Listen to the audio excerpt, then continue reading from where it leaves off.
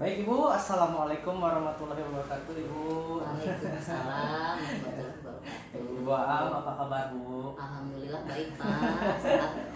Alhamdulillah Ibu.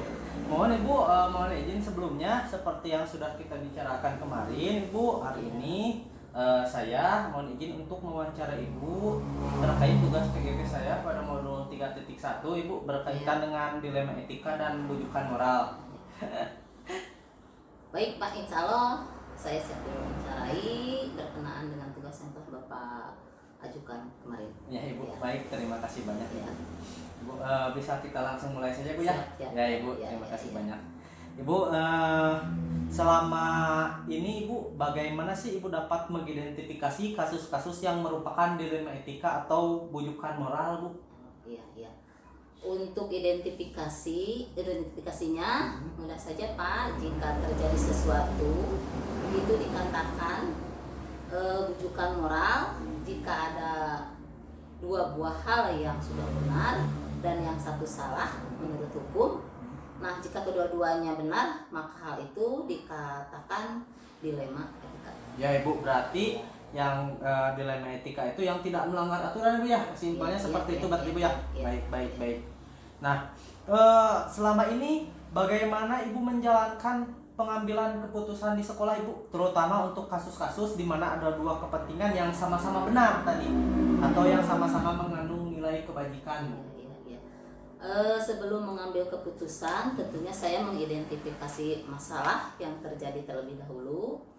Kemudian siapa saja pihak yang terlibat, lalu mengumpulkan fakta yang ada dan seterusnya sehingga mampu mengambil keputusan yang tepat bagi pihak-pihak yang bermasalah dalam mengambil keputusan ini.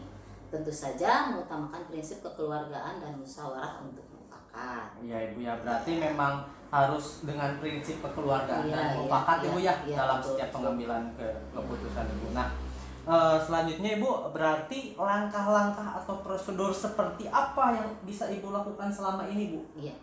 Langkah pertama yang saya ambil adalah dengan memanggil kedua belah pihak yang bermasalah untuk dimintai keterangan supaya saya mengetahui di mana letak permasalahan atau inti permasalahan tersebut terjadi dan apa pemicunya serta menemukan bagaimana solusi terbaik yang akan diambil atau diputuskan dengan tidak merugikan kedua belah pihak. Baik Ibu, Gitu, sangat ya. bagus ya Bu ya, berarti Ya. memang dipanggil dulu kedua belah pihaknya Bu ya. Iya. Ya. Nah, hal-hal apa saja yang selama ini Ibu anggap efektif dalam pengambilan keputusan pada kasus-kasus dilema etika ini Bu? Dengan cara melakukan dialog dengan pihak yang bermasalah dengan prinsip kekeluargaan agar dapat memunculkan solusi yang dapat diterima kedua belah pihak dengan cara memberikan bimbingan secara komprehensif yang tidak menimbulkan perselisihan lagi dari kedua belah pihak. Iya, Mungkin itu. Baik, berarti memang dengan tadi dengan prinsip kekeluargaan Iya, ya, iya, betul. melakukan bimbingan secara komprehensif Iya. supaya memang win-win solution ya Bu ya, Iya, intinya betul, seperti betul, itu Bu ya. betul. Baik Ibu, sangat bagus. Hal selanjutnya Ibu, hal-hal apa saja yang selama ini merupakan tantangan dalam pengambilan keputusan pada kasus-kasus dilema etika tersebut Ibu? Iya. Selama saya menjadi PLH di SLB Negeri Cijenjing, tantangan yang saya hadapi dalam pengambilan keputusan adalah bagaimana cara mencari solusi yang terbaik bagi semua pihak dengan resiko seminimal mungkin. Tentu saja hal itu membutuhkan dukungan yang positif dari semua warga sekolah. Ya Ibu ya. Iya. Berarti memang dengan pihak sekolah seminimal mungkin lah Ibu ya mencari dengan seminimal mungkin. Nah, untuk selanjutnya apakah Ibu memiliki waktu atau jadwal tertentu Bu dalam sebuah penyelesaian kasus dilema etika itu? Apakah Ibu langsung menyelesaikannya di tempat atau memiliki sebuah jadwal untuk menyelesaikannya? Bentuk atau prosedur seperti apa yang Ibu jalankan Bu? Sebagai PLH, langkah-langkah yang tepat yaitu menyelesaikan permasalahan yang ada secara langsung dan diselesaikan di sekolah pada hari itu juga agar tidak berkepanjangan serta tidak menimbulkan perselisihan yang baru dengan melibatkan beberapa pihak terutama dari Dewan Guru untuk memberikan pertimbangan dan masukan yang baik serta pengawasan sekolah, komite sekolah tergantung dan karakter permasalahan yang terjadi. Baik Ibu, jadi memang setiap masalah langsung Bu ya, jadi Iya, memang iya. tidak ditunggu nanti Bu ya. Iya. Ya, adakah seseorang atau faktor-faktor yang selama ini memudahkan atau membantu Ibu dalam pengambilan keputusan dalam kasus dilema etika ini Bu?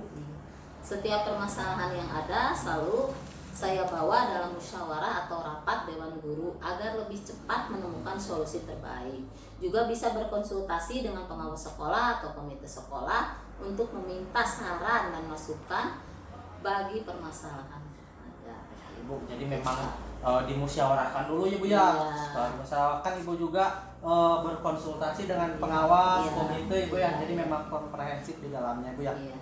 Nah, apa yang sudah Ibu jelaskan sangat masuk ke dalam saya Bu ya. Semoga menjadi pembelajaran juga bagi saya terkait dengan pengalaman Ibu. Nah, Iya. saya ingin tahu Bu, dari semua hal yang disampaikan Ibu gitu Bu, pengalaman apa sih yang bisa Ibu bagi ke saya gitu Bu, untuk bisa saya petik terkait dengan pengambilan keputusan dilema ini gitu pembelajaran. Iya. Sebagai pemimpin di sekolah, dalam pengambilan keputusan apapun harus berdasarkan kesepakatan bersama yang dihasilkan dari musyawarah mufakat, serta membiasakan diri untuk bertanggung jawab atas setiap keputusan yang telah ditentukan. Karena bekerja sebagai tim lebih ringan dalam menyelesaikan permasalahan daripada bekerja sendiri-sendiri. Selain itu, komunikasi yang baik pada setiap elemen warga sekolah juga sangat menentukan cepat lambatnya penyelesaian masalah yang ada. Ya. Mungkin itu Pak. Ya Ibu, sangat baik ya pengalaman yang Ibu berikan ke saya. Semoga saya kedepannya bisa mengambil yang baiknya terkait dengan pengalaman keputusan yang Ibu ambil terkait dengan dilema etika tersebut. Hal ini menjadi pembelajaran bagi saya Ibu, karena memang kebetulan di modul ini juga saya ditugaskan untuk menjadi mewawancara Ibu selaku PLA di SLB Cijenjing ini terkait dengan pengambilan dilema etika. Nah, mungkin hanya itu sih Bu yang bisa saya tanyakan ke Ibu, dan nanti di luaran juga jangan kapok ya Bu ketika memang saya ada pertanyaan, ada minta masukan dan saran Ibu ya. Terima kasih banyak Ibu, sekali lagi mohon maaf apabila saya mengganggu Ibu. Tidak Pak, kita saling membantu ya. Iya, terima kasih banyak Ibu sekali Iya, lagi. sama-sama Pak. Ya, Iya. saya cukupkan untuk wawancara hari ini. Wabillahi taufiq wal hidayah. Wassalamualaikum warahmatullahi wabarakatuh. Waalaikumsalam warahmatullahi wabarakatuh.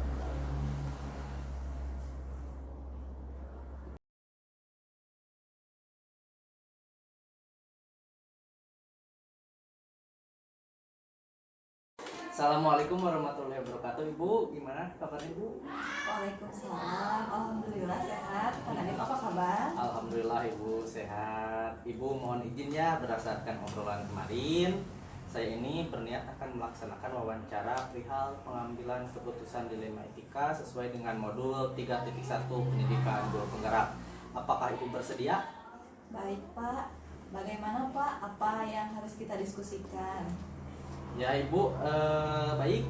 Terima kasih Ibu atas kesediaan waktunya sebelumnya Ibu ya.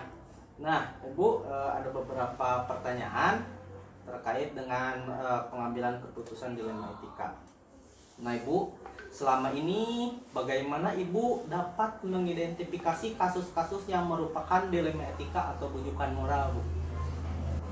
Identifikasi kasus yang merupakan dilema etika atau rujukan moral saya lakukan dengan cara membandingkan dengan kode etik aturan pegawai atau aturan internal di sekolah sebagai rujukan. Misalnya kasus dilema ketika kehadiran pegawai yang sakit berkepanjangan dengan status kehadiran dinas luar agar pegawai tersebut terhindar dari pelanggaran aturan kehadiran. Oh iya Ibu, berarti memang adanya status dinas luar untuk pegawai tersebut ya Bu ya.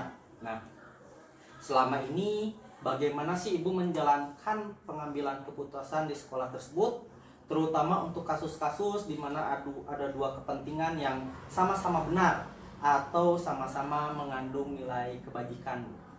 Untuk pengambilan keputusan dilakukan berdasarkan hasil identifikasi yang telah dilakukan. yaitu dengan membandingkan dengan kode etik aturan pegawai Hmm. ataupun aturan internal yang ada di sekolah sebagai rujukan saya. Oh, oke, berarti memang tetap merujuk kepada kode etik dan aturan internal ya Bu ya. Baik Ibu. Selanjutnya langkah-langkah nih Bu, kita masuk ke langkah-langkah atau prosedur seperti apa yang biasanya Ibu lakukan selama ini Bu?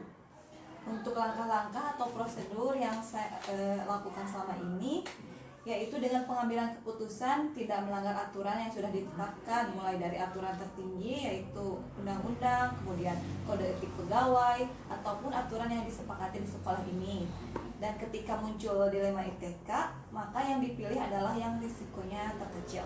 Oh, oke Bu, jadi memang tetap mengacunya tidak melanggar undang-undang dan sebagainya Bu ya. Memang harus tetap ada acuannya ya Bu ya. Baik Ibu. Hal-hal apa saja sih yang selama ini Ibu anggap efektif dalam pengambilan keputusan pada kasus-kasus dilema etika tersebut? Hal yang saya anggap efektif dalam pengambilan keputusan pada kasus-kasus dilema etika tersebut yaitu ketika kasus dilema etika itu dikomunikasikan dengan pihak-pihak tertentu. Jika ada keputusan yang memerlukan koordinasi dan konsultasi dengan atasan di atas saya, maka saya harus komunikasikan terlebih dahulu seperti pengaturan titik absen sebagai jalan keluar ataupun pegawai yang sakit dan menjadi gabung tugas dengan unit kerja lain pada waktu tertentu. Ya baik Ibu, jadi memang harus koordinasi atau dikomunikasikan kepada pihak-pihak tertentu juga ya Bu ya. Baik. Hal apa saja sih yang selama ini merupakan tantangan dalam pengambilan keputusan Bu dalam kasus-kasus dilema etika? Mungkin tantangan dalam pengambilan keputusan pada kasus-kasus dilema etika itu saat adanya pelanggaran kebijakan. Pelanggaran kebijakan. Ya, seperti timbulnya efek domino atau kecemburuan antar pegawai. Oleh karena itu, lihat kondisi terberat dari kasus yang muncul. Nah, apakah Ibu memiliki sebuah jadwal tertentu untuk menyelesaikan kasus dilema etika ini? Apa Ibu langsung menyelesaikan di tempat atau memang mempunyai jadwal khusus gitu untuk menyelesaikannya? Bentuk atau prosedur seperti apa yang Ibu jalankan selama ini? Saat muncul kasus dilema etika tersebut, biasanya saya langsung selesaikan saja. Ya, tidak ada jadwal terlebih dahulu. Baik, berarti langsung diselesaikan Bu ya? Ya, betul. Ya. Adakah seorang atau faktor-faktor apa yang selama ini mempermudah atau membantu Ibu dalam pengambilan keputusan dalam kasus dilema etika tersebut Bu? Untuk hal yang mempermudah dalam pengambilan keputusan dalam kasus-kasus dilema etika tersebut adalah saya tetap berkoordinasi dengan pimpinan di atas saya, terutama dengan pengawas maupun dengan KCD, bidang PKLK, agar semua yang kita lakukan diketahui oleh pimpinan, sehingga walaupun adanya pelanggaran, mereka akan mengambil keputusan dilema etika tersebut. Oh iya Ibu, baik. Berarti memang harus dengan pimpinan seperti KCD, pengawas dan PKLK ya, tetap koordinasi dengan para pemangku kebijakan tersebut. Ya baik Ibu. Nah, kita sudah lumayan bincang-bincangnya Bu ya. Nah, alhamdulillah Ibu sudah bisa memaparkan terkait dengan kasus dilema etika yang Ibu alami selama ini Bu ya. Pengalaman-pengalaman itu saya serap, saya pelajari untuk memang kedepannya mungkin insya Allah ketika memang waktu berjalan saya bisa seperti Ibu gitu dalam pengaturan atau problematika dilema etika tersebut. Nah Ibu, dari semua hal yang telah disampaikan oleh Ibu, apa sih Bu pengalaman atau pelajaran yang waktu Ibu dulu menghadapi kasus dilema etika tersebut yang Ibu ambil gitu Bu? Pelajaran apa sih yang Ibu dapatkan gitu Bu, bisa di-sharingkan ke saya? Mungkin pelajaran atau pengalaman yang saya alami, menurut saya seorang pimpinan atau dalam pengambilan kebijakan itu harus melanggar beberapa hal karena keterikatan, misalnya ada moral kita untuk mengambil keputusan, di mana saat pengambilan keputusan tidak boleh sampai emosional. Okay. Jadi harus tetap logis. Kemudian dibandingkan dengan aturan ataupun dengan aturan-aturan yang ada dan tetap harus konsisten dan tidak boleh berubah-ubah dengan patokan atau aturan yang berlaku. Baik Ibu, jadi memang setiap pengambilan keputusan yang Ibu ambil memang tidak membawa emosional Ibu ya. Nah itu poinnya sih yang saya dapatkan, tidak emosional, terus konsisten Ibu ya. Baik Ibu. Nah alhamdulillah Ibu, terima kasih banyak, jawaban yang sangat luar biasa masuk ke saya Ibu ya. Semoga saya bisa terus belajar untuk memanage dilema etika ini gitu ya. Alhamdulillah, terima kasih banyak sekali lagi kepada Ibu. Mohon maaf apabila mengganggu waktunya Ibu ya. Saya cukupkan. Terima kasih banyak Ibu atas waktu yang berkenan untuk melaksanakan wawancara ini. Terima kasih banyak. Ya, sama-sama Pak Nadif. Lancar dan sukses ya untuk pendidikan guru penggeraknya. Wah, iya Ibu, terima kasih banyak. Amin. Sebentar lagi insya Allah akan selesai ya Bu ya, doakan saya semoga lancar. Terima kasih Bu, saya izin untuk mengakhirinya. Wabillahi taufiq wal hidayah. Wassalamualaikum warahmatullahi wabarakatuh. Waalaikumsalam.